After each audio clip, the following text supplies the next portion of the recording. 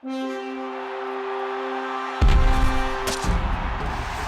everybody, Hub Arkush here for Pro Football Weekly. You know, we were thinking if you're tired of the presidential debates and the vice presidential debates, we're going to let you just have a little bit of fun as we go one-on-one here at Pro Football Weekly with Associate Editor Dan Parr and Associate Editor Arthur Arkush. And we're going to pose the question, who is the worst team in the NFL? I will try and narrate this debate for you. We will turn to my right, little age before beauty. Dan, we'll let you go first. Well, I'm going with the Kansas City Chiefs, who are now 1-5 after getting blown out 38-10 to a Tampa Bay Buccaneers team that, while improved under Greg Schiano, 1-3 going into that game. They lost 3 games in a row. 25th defense, 27th offense, and they come out and put on 38 points against the Chiefs. They don't have an offensive touchdown, Kansas City, in their last 8 quarters. It's gotten to the point where there's actually a legitimate debate about who should be starting at quarterback, Matt Castle or Brady Quinn. I think that's a pretty bad sign for a team some people expected to be competing for the postseason this year. All right, Arthur, you may have a problem here because one of the people who expected him in the postseason was your publisher. I had the Chiefs in the Super Bowl. That's not going to happen. Dan's got some stones. Where are you going with this one? I point to the Jacksonville Jaguars, I think, in so many different categories right now, just at the bottom of the league offensively. Of course, can't get anything done, averaging only 13 points per game.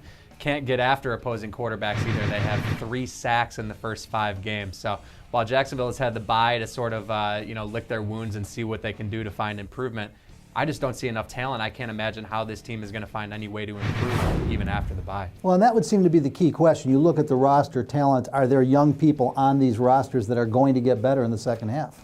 Well, when I look at the Jaguars, I don't see much. I see Maurice Jones-Drew. They are hoping, of course, that Blaine Gabbert is going to start to develop. Gene Smith's future's riding on it, obviously. But for me, that's the biggest difference, between these two teams. When I see the Chiefs, I see a team that is obviously struggling, a team that is definitely disappointed up until this point. But they have some star talent on that team. I mean, you look at a Justin Houston who's actually playing really well, Tom Bahali, on the back end, Eric Berry.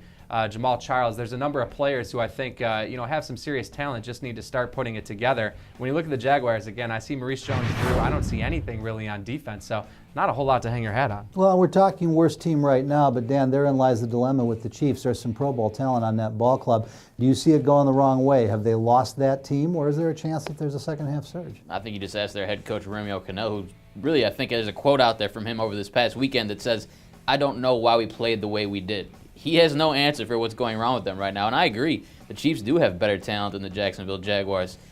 But it's playing so poorly right now, underachieving to the fact that I think strengthens the case that they are the worst team. They are a worse team than Jacksonville. They're not playing up to expectations. And look at the Jaguars. All 4 of their losses come against teams that have records of 500 or better right now. The Chiefs are getting blown out by the Tampa Bay Buccaneers, who are, again, below 500, and a team that is just struggling to get by right now. All right, bold predictions, closing statement, chance to make your point.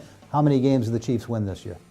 I'll throw a number out there. Right now, it's hard for me to think of one, but I'll say they'll at least win 4 games this season. All right, and Jacksonville's worse than that? I don't think they're going to be better than that. I think they're going to be lucky to get to 4 as well. So, again, these are similarly bad teams, but we'll see who can crack that 4-win mark. All right, there you have it, guys. Arthur says the Jaguars and Dan says the Kansas City Chiefs. They're both pretty bad football teams right now. That's one-on-one for all the best in pro football entertainment, 24 hours a day, 7 days a week. Stay right where you are at profootballweekly.com.